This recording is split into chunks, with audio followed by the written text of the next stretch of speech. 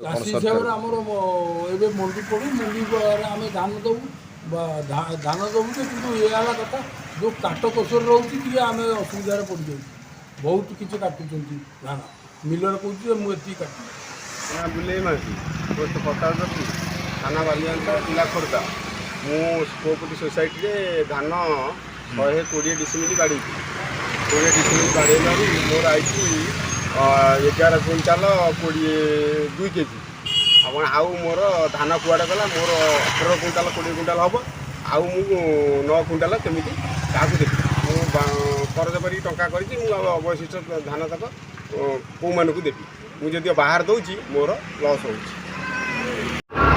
नमस्कार मुझे क्षीरचंद्र पंडा आज आम एम न्यूज माध्यम सरकार लोकलोचन को आणुचु जे जो धान एवं मंडी पड़िया व्यवस्था करा जाउची किंतु जो चाषी जी जमी पंजीकृत करिसंती से सेतिकीर धान दौरान कि तार कम करा जाउची सेटा सरकार तदारख करू एवं जो मंडी रे धान दियाउची मिलर नौसंती से मनमुखी से माने नौतेले धान काटिकी नौतेले मंडी बाबत सेटा को ननै सरकार जो गाइडलाइन अच्छी धान नवा कथा नेले चाषी कूल उन्नति हे कहीं चाष समस्या दिन को दिन जटिल होगा पड़ुची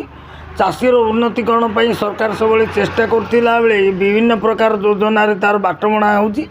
जो एबे थरे फोन रास्ता जे जरी अकार देले 100 ग्राम कटिव ये सब अकार देले कौन 750 कटिव यहाँ केते दूर सत्यता अच्छी।